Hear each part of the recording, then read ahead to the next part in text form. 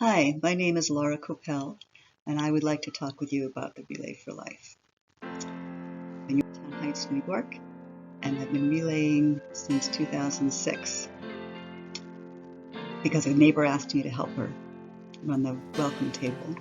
I didn't know what she was talking about, but I did recognize the American Cancer Society. I did not know what Relay for Life was.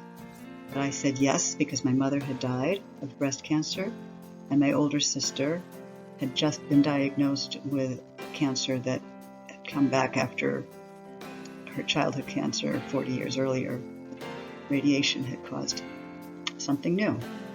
So how could I not say yes?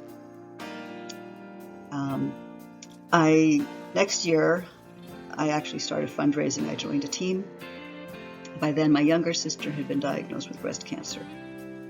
My sister-in-law was diagnosed with lymphoma, and people I knew had been dying of cancer. And good news, my younger sister and my sister-in-law are still with us. In 2008, my daughter, who is the second from the right in that adorable team picture from her high school days, started relaying, and my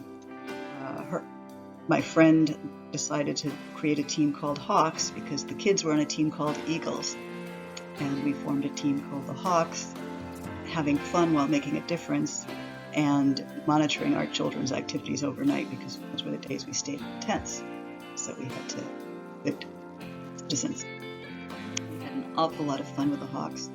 We did many kinds of fundraisers, including tag sales and raffles, and we did very well. We even got some prizes for good fundraising. Unfortunately, the reasons to relay kept mounting up. My father eventually died of cancer. My sister, who had been diagnosed with the radiation-induced cancer, died eventually. And it was just time to ramp up the efforts some more. And just for clarity's sake, my mother is holding me in her lap. My father is holding my granddaughter in his lap, his great-granddaughter. That was the only time he met her. And my big sister is the striped shirt. And my little sister is still alive in the cap. And that's how we lost a team member who had been a survivor speaker at one of the Relay for Life events, Leslie Barrick. Eventually, the cancer came back. So these reasons to relay kept piling up and piling up. The Luminaria bags are speaking for me. And you all know this, or you wouldn't be sitting listening to this organizing events. So even during the pandemic, I felt it was important to relay. We kept doing things online. We had an open mic online. We did all kinds of bake sale items online. And we even walked in the FDR Park socially distanced with masks. And it was amazing. And then I was suddenly diagnosed with cancer.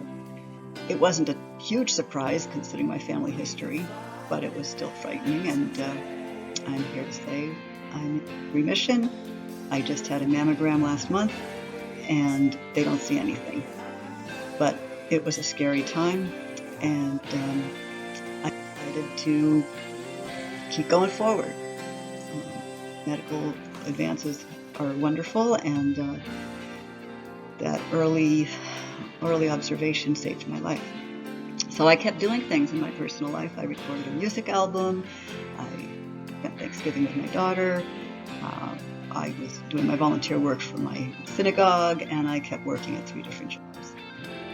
And so basically my diagnosis just made me want to do it harder. I just had to work harder for Relay. And we did another online open mic, and I decided that this wasn't going to stop me. So I actually signed up to be captain again for the Hawks, and we'll see how this year goes. Thank you so much for listening.